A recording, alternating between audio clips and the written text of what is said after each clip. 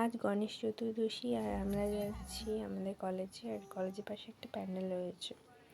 এই যে PG room থেকে আমরা এখনই ক্লাস শেষ করে এলাম, আর আমরা ফার্স্ট টাইম পিজির বিল্ডিংয়ে যে লিফট আছে ওই লিফটে করে যাব।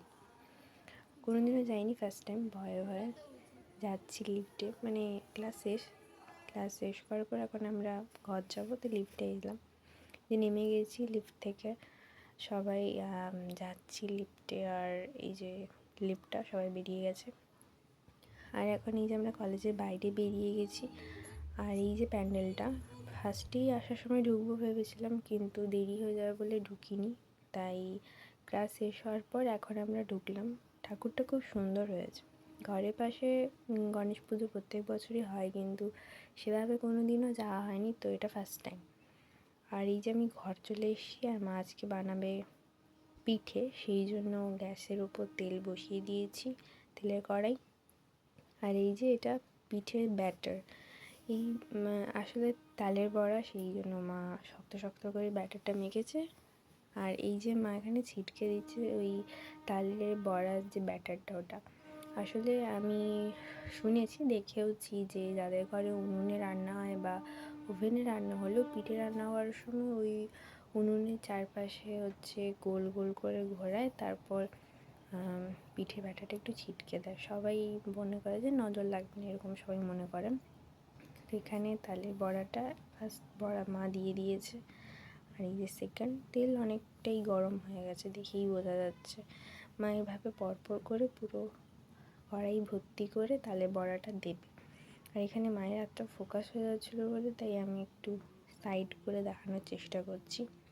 আসলে আমার সব রকম খাওয়া দাওয়াই ভালো লাগে, খেতেও ভালো লাগে, রান্না করতেও ভালো লাগে, কিন্তু সব রান্না পারলেও পিঠে রান্নাটায় আমি একটু কাঁচা আছি।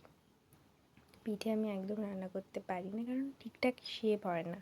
যেমন মায়েদের শেপ হয় আর সেরকম খেতেও ভালো লাগে, আমার ক্ষেত্রে সেটা হয় না। মানে বানিয়ে দেবো, বাট দেখে খেতে ইচ্ছা হবে না। তো মা এইভাবে সবগুলো দিচ্ছে তালের বড়া দিয়ে পুরো কড়াইটা ভর্তি করবে। আর আমি এখানে তালের বড়াগুলো তোলার দায়িত্বে আছি। এটা মাই নাড়াচ্ছে, উল্টে পাল্টে দিচ্ছে, কারণ আমি এমন নাড়াই, মা বলে যে তুই তেল ছিটকে দিবি আমার দিকে, তো ওই জন্য মাই নাড়াচ্ছে, কিন্তু তোলার সময় আমি তুলবো। এই যে এটা আমি এখন খুন্তিটা ধরেছি, তুলবো আমি চারটে করেই তুলছি, কারণ আমি এখানে নিতেই পারছি না। মা যখন তোলে, মা মানে একসাথে অনেকগুলো নিতে পারে, কিন্তু আমি নিতে পারছি না, তাই আমি চারটেই নিয়েছি। আর ভালো করে একটু তেল ঝরিয়ে নিচ্ছি।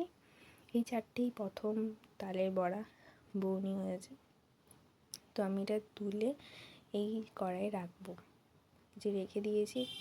আর তারপরে মা আমাকে এখানে বলছিল যে একটা কেটে দেখতে, তো আমি এই তালের বড়ার পোস্টমর্টম করব ছুরি দিয়ে।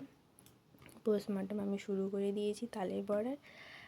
খুব গরম ছিল, আমি এক হাতে ক্যামেরা ধরেছি, এক হাতে এই যে পোস্টমর্টম করছি। এই যে এখানে ঠিকঠাকই হয়েছে, মাকে বললাম।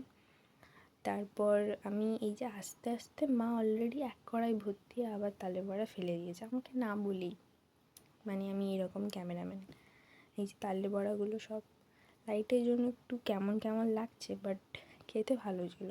আর এই যে একটা বাটিতে, আর এই ছোটো বাটিতে আমি খাবো।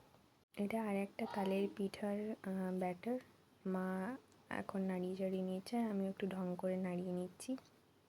রান্না তো করতে পারি না পিঠে, তাই।